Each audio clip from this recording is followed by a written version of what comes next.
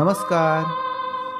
आमच्या नीलज खुर्द येथील परसबागेच्या या खास व्लॉगमध्ये आपले खूप खूप मनापासून स्वागत आहे. आमच्या शाळेतील परसबागेची संपूर्ण माहिती आणि परसबागेचं महत्त्व या व्लॉगमधून आपल्याला समजणार आहे.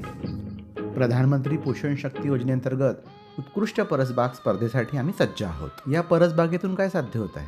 तर साध्य होत आहे शिक्षणाचं व्यावहारिक उपयोजन, समाजाचा उत्कृष्ट सहभाग आणि पर्यावरणाचं संवर्धन.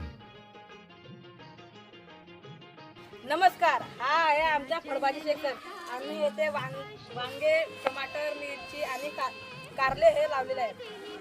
नमस्कार, ह्यात वेलवर्गीय वनस्पती पोळा आणि लौकी लावलेले आहेत.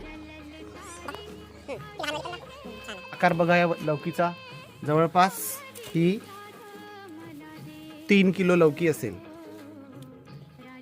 6 ते 7 किलो आम्ही लौकी भाजीमध्ये वापरलेली आहे. ह्या बघा काही लौक्या धरलेल्या इथे, आणि मोठ्या प्रमाणात लौकी आणि कोहळे आम्ही लावत आहोत. नमस्कार, हे आहे आमचा मूळ भाजी सेक्शन. यामध्ये आलू, बीट, गाजर, मुळा, आलू मूळ भाज्या लावलेल्या आहेत. नमस्कार, हा आहे आमचा पालेभाजी सेक्शन. यामध्ये चवळी भाजी, मेथी भाजी, लाल भाजी लावलेली आहे. पालेभाजींमध्ये जीवनसत्वे असतात, ते आपल्यासाठी आवश्यक आहेत. हा आहे आमचा औषधी वनस्पती सेक्शन.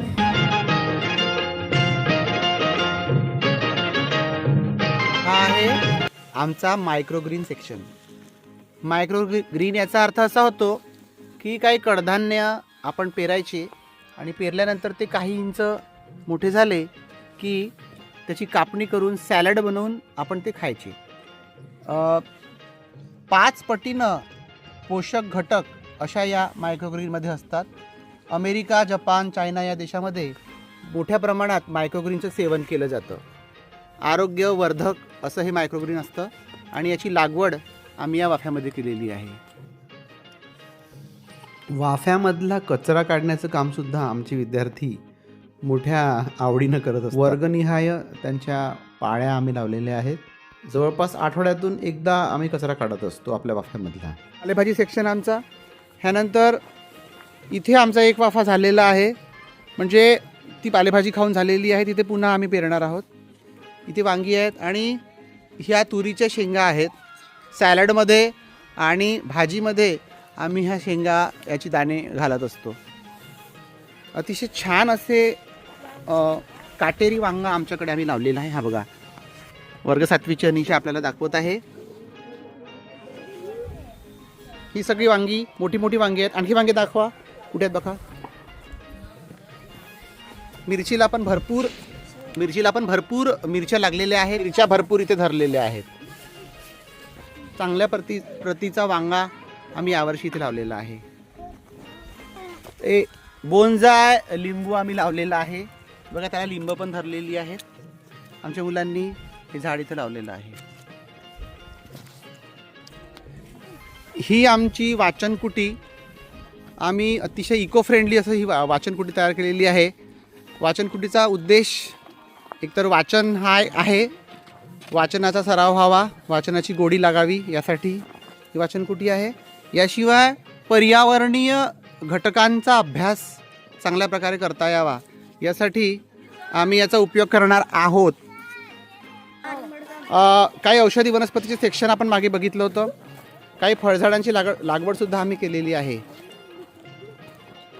आमच्याकडं इथे सागाची मोठी मोठी झाडं आहेत. याच्या खाली बुडाशी आम्ही कंपोस्ट खत निर्मिती प्रकल्प सुरू केलेला आहे. आणि इथे आम्ही आपल्या किचनचं जे वेस्ट आहे ते वेस्ट आम्ही इथे घालतो. काही शेणखत आहे आणि काही भाजीपाल्याचे तुकडे वगैरे आम्ही इथे घालून कंपोस्ट खत निर्मिती केलेली आहे.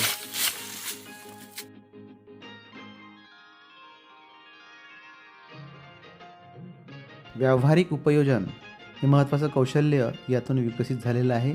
आमच्या विद्यार्थ्यांनी मस्तपैकी मंडईमध्ये आपली दुकानं थाटली आणि आमच्या ह्या ऑर्गॅनिक भाज्या विकल्या, भरपूर कमाई केली. पालकांचा उत्स्फूर्त असा प्रतिसाद आमच्या या परसबाग प्रकल्पाला मिळालेला आहे.